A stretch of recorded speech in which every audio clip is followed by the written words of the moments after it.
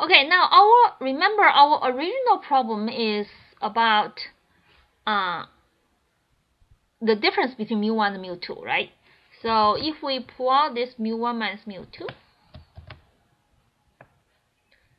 okay, we can also see the Brownian part, right? So the good thing for this Bayesian data analysis is that we're not just calculate the p-value, just do a type of testing, which is like a t-test.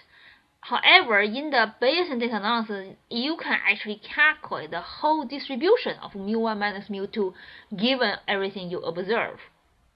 Right? You can see the whole distribution, not just the mean. Right? If you use the t-test, you are actually testing whether this mean equal to 0 or not. Right? But for Bayesian, because we have this powerful computer and we can use Mcmc to simulate from posterior, we can actually estimate the whole distribution. Okay, based on this whole distribution, you can calculate anything you want. Like for example, what's the mean for mu1 minus mu2? What's the variance for mu1 minus mu2? And what's the probability mu1 minus mu2 bigger than 0 or bigger than anything? Any probability you are interested in, you can calculate them. Okay, so how to do them? Basically, again, you discard Brownian. So those part clearly is the Brownian part, which is not stable. So we just throw that part away. If I make a Brownian equal to 1000, then I will just keep the last following part. And let's look at the distribution first. So when I plot the distribution again, we need to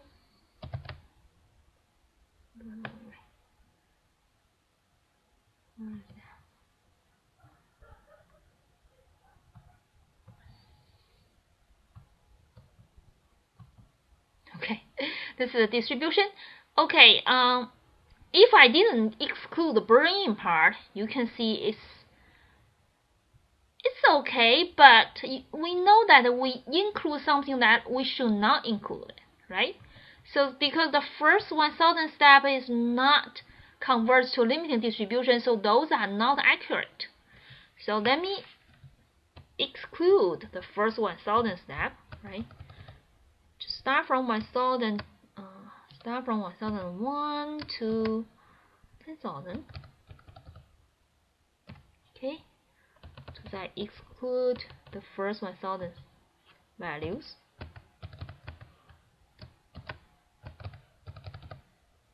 Okay, this is the histogram that's much more accurate for to describe the distribution of mu1 minus mu2, right? Okay, then, well, we can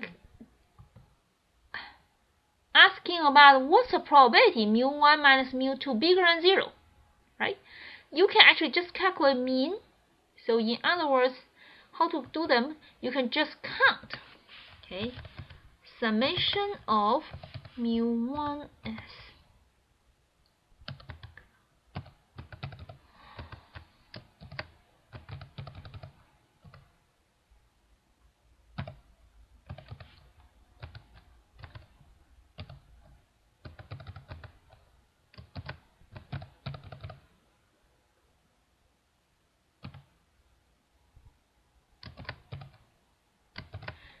Here, okay, I take mu1 minus mu2 and ask whether they're equal to bigger than 0 or not, right? This is a logical expression, so this should be a vector of a true or false.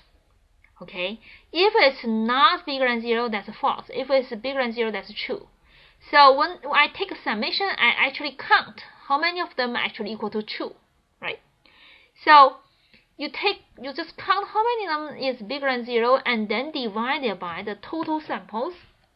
So the total sample in our case should be 10,000 subtract 1,000, right? Because we discussed the first 1,000 step, right? So this thing, this is actually the same thing as this one. If you exclude the first 1,000 steps, right? That's the same thing. This is mean, right? So this thing is the proportion in our samples where the mu1 bigger than mu2, right? Which is also estimated for probability mu1 bigger than mu2 given all the data. Okay, so you can see we got the probability is really big, which is 0.95211. Okay, so if you don't use the Bayesian method, there's no way you can calculate this kind of probability. And if you think about what we observe at the beginning, use the histogram. You can see this is a histogram of treatment and control. It's just you can never observe that this is such a big probability. It's 0.95 that the treatment actually bigger than control. Right? The mean of treatment is bigger than control. So if you use t-test, there's no way you can calculate those probabilities, right? So not only you can calculate those probabilities, you can calculate anything you want. Like for example, I want to know what's the probability that mu1, let me just ask a sigma 1 bigger than sigma 2, right? Given all the data. I can also do this, the standard deviation, right? So, and that's pretty easy, for example, right? All I need to do is just change mu1, mu2 to sigma 1. Again, I just need to count sigma 1 and sigma 2. Okay. You see, that probability actually is smaller, right? 0.376. Okay, and well, you may say, okay, there's still some hypothesis testing like F-test to test whether sigma 1 bigger than sigma 2, right? There is a testing like that. But let's say I can give you some really weird things. Let's say I want to know what's the probability that mu1 square subtract to sigma 1 is bigger than mu2 square subtract sigma 2. Well, I don't know why I'm asking about this probability, but I just show you that you can calculate anything you want. Okay, any weird thing. Right? So I can just do this in R,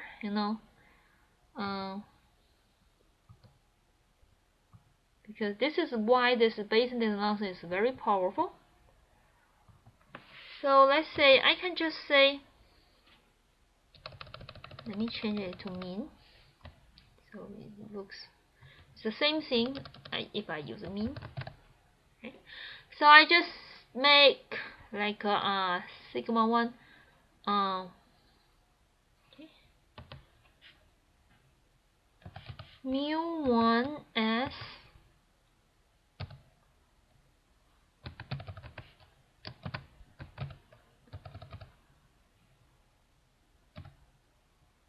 square, right? Subtract sigma 1, and let me use parentheses.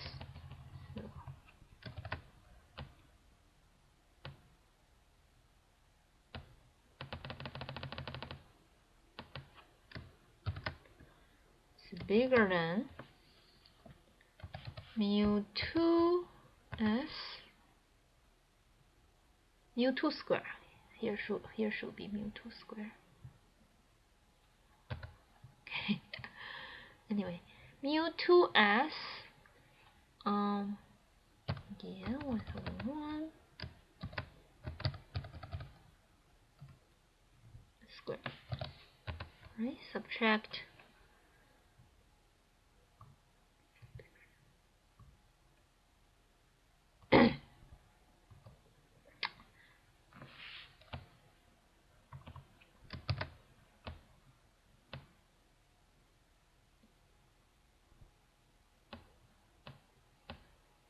sigma 2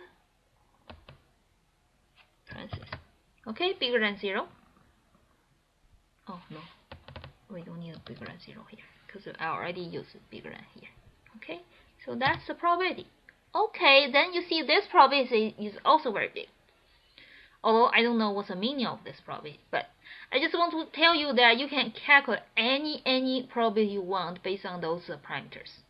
Okay, which is just explain why the Bayesian data analysis is much more powerful than the frequentist way.